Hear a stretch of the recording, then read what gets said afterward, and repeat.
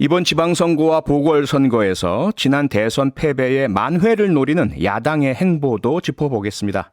김성환 더불어민주당 정책위 의장 연결하겠습니다. 김성환 의장님, 안녕하십니까?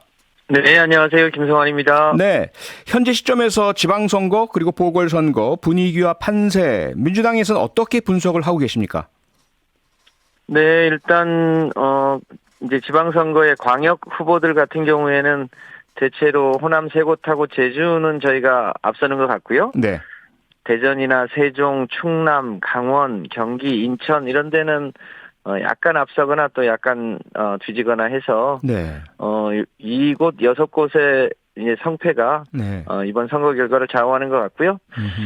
보궐선거 같은 경우도 저희가 약간 앞서는 곳이 있고 또 뒤지는 곳이 있어서 네. 최소한 저희 후보들이 나왔던 세 곳, 계양이나 제주나 원주는 저희가 최선을 다해서 승리할 수 있도록 노력하고 있는 중입니다. 네. 승리를 위한 노력하고 계시다고 말씀 주셨는데, 노력을 열심히 하시려면 현재의 어떤 상황과 예상이 있어야 될 것 같은데요. 국민의힘에서는 네. 자치단체장 중에서 두 자리 숫자 이상 조심스럽게 가능하다고 예상을 하고 계시던데요. 의원님은 어떻게 예상하십니까? 아무래도 지금 이제 상황이 윤석열 정부 출범 20일이 채 안 된 상황에서 선거를 치러야 되기 때문에 예. 이제 집권 초반에 컨벤션 효과도 있고요. 네. 또 우리 당의 지지자분들은 지난 대선 패배 후에 실제로 TV를 안 보시는 분들, 또 여론조사에 응답하지 않는 분들이 꽤 있으셔서 네. 그런 게 이제 여론조사의 추이에 좀 나타나고 있는 것 같은데요. 그럼에도 불구하고 이분들이 이제 투표장에 나갈지 안 나갈지 이거는 네. 좀 더 지켜봐야 되는 거 아닌가 싶습니다. 저희는 적극적으로 투표 네. 동료를 통해서 지난번 대선 때 이재명 후보를 찍었던 1,600만 분의 네. 지지자분들이 투표장에 나가면 또 결과를 예측할 수 없는 거 아닌가 이렇게 생각합니다. 네. 지금 그 말씀은 의원님도 민주당 최근에 그 여러분들 말씀처럼 여론조사가 좀 정확하지 않은 것들이 발표되고 있다라는 생각을 같이 갖고 계시는 겁니까? 정확하지 않다기보다는 우리 당 지지자분들이 여론에 잘 응하지 않기 때문에 네. 여론조사가 꼭 객관적일 수 있겠나 이 추이 자체를 저희가 부정하는 건 아니고요. 네.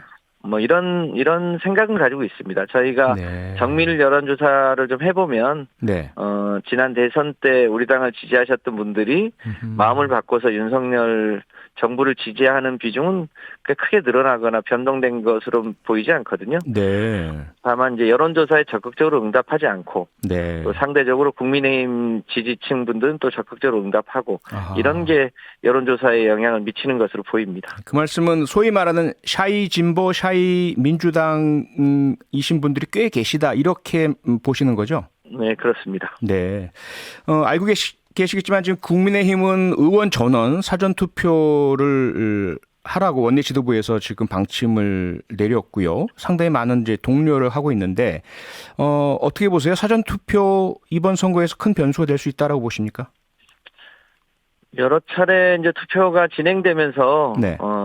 상대적으로 사전 투표에 나오는 분들은 저희 민주당 지지분들이 더 많이 나오는 게 뭐 일반적인 추세인데요. 네. 그래서 저희는 사전 투표와 본 투표 모두 투표 동료를 하는 것으로 그렇게 하고 있습니다. 사전 네. 투표율이 높다, 낮다 이게 뭐 결정적인 문제는 아니라고 보는데요. 네. 그래도 또 적극적으로 독려해야 되는 게 현실이어서 저희도 네. 열심히 독려하고 있는 중입니다. 네. 지금 지방선거를 눈앞에 두고 민주당 내에서는 비대위원회 내에서 좀 내홍이 그 외부로 좀 나타나고 있습니다. 아시겠지만 공동 선대위원장 박지원 위원장이 586 용태론 이야기하면서 또 팬덤 정치와 결별해야 한다. 뭐 이러한 이야기가 일부에서는 뭐 내부 총질이다 이러면서 비판이 있고요. 어떻게 보십니까? 의원님 생각은 어떠세요? 아무래도 우리가 뭐 0.73% 차이긴 합니다만 대선에서 패배한 정당이기 때문에 예. 대선 패배에 대한 분석, 원인, 또 그에 대한 변화와 혁신 이런 걸 해야 되는데 네. 또 곧바로 지방선거가 붙어 있다 보니까 충분하게 평가하고 또 혁신을 아직 충분하게 하지 못한 측면이 있지 않습니까? 네. 그런 것에 대해서 이제 지방선거가 코앞이기 때문에 예. 지금 바로 할 수 있는 건 아닙니다만 지방선거 결과를 포함해서 대선 패배에 대한 원인 또 이후 어떻게 우리가 더 혁신하고 변화할지에 대한 평가를 해야 되기 때문에 예. 지금 박지원 비대위원장이 얘기하는 그런 내용을 포함해서 진지하게 성찰해야 되지 않나 이렇게 생각하고 있습니다. 네. 다만 그걸 지방선거 전에 뭔가 성과로서 보여주기에는 뭐 시간적으로는 조금 어려움이 있지 않겠나 싶습니다. 네. 뭐 의원님도 정책위 의장이시니까 지도부의 일원이시고요. 그럼 지금 말씀은 어쨌든 박지원 공동비대위원장의 사과라든지 내용의 전반적인 부분들은 혁신을 위해서 필요한데 시기적으로 좀 부적절하고 방법상으로 조금 협의가 되지 않았다. 이러한 의견으로 들립니다. 맞습니까? 뭐 저희가 민주적인 정당이기 때문에 네. 뭐 일반 당원이든 뭐 비대위원장이든 다양하게 네. 자신의 의견을 표현할 수 있다고 생각합니다만 네. 뭐 불가피하게 지금 지방선거가 일주일 남은 상황이라 예. 그것을 다 지금 수용해서 변화와 혁신에 단합된 힘을 보이기 쉽지 않기 때문에 네. 그 점 감안해서 또 한편으로는 주의 있게 듣고 예. 그 내용까지를 포함해서 지방선거 후에 우리가 평가하고 또 혁신해야 되지 않겠나 싶습니다. 네. 그렇게 하기 위해서 어쨌든 이 상황 수습이 필요할 텐데요. 네. 어떤 방향으로 어떻게 수습을 해야 된다고 생각하십니까? 뭐 박지원 비대위원장이 얘기하려고 하는 취지에 네. 대해서는 또 저희가 뭐 진지하게 성찰할 건 하고요. 네. 다만 지금은 지방선거를 앞두고 지지자들을 독려하고 단합하고 또 한편으로는 적극적으로 투표장에 나와달라고 요청해야 될 시기이기 때문에 예. 그런 점 감안해서 지도부가 움직여야 되지 않겠나 싶고요. 네. 또 그렇게 노력할 예정입니다. 네. 네. 그리고 지금 뭐 정책적으로 보자면 민영화 이슈가 좀 부각이 되고 있습니다. 이재명 네. 후보 민영화 반대 기자회견 오늘 열었고요. 민주당 내에서도 네. 민영화 방지법 추진 언급하고 있고 정책위장이시니까 당연히 이 부분도 의원님도 아마 의견을 주셨을 텐데 그런데 국민의힘에서는 정작 윤석열 정부도 마찬가지고요. 민영화 추진 한 적이 없다. 이건 허위 사실이다. 이렇게 하고 있지 않습니까? 어떻게 생각하십니까? 아니 땡 굴뚝에 연기 나겠습니까? 연기가 났으니까 얘기를 했을 텐데요. 네. 그 연기를 피우신 분이 윤석열 정부의 대통령 비서실장입니다. 네.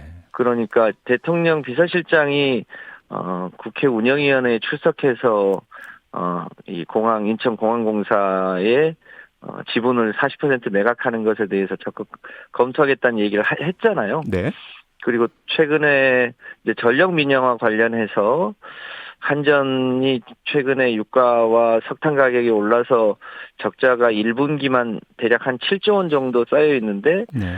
이 문제를 해결하는 방향으로 지금 한전에 있는 알짜 자회사들을 매각하는 계획을 지금 세우고 있잖아요. 네. 그럼 그 알짜 자회사를 누군가가 인수하게 될 텐데 예. 그런 방식이 결국 민영화의 단초 아니냐 이런 의견들이 있고요. 그렇게 네. 연기가 나고 있는데 연기 피운 적 없다고 얘기하면 그걸 누가 믿겠습니까? 네.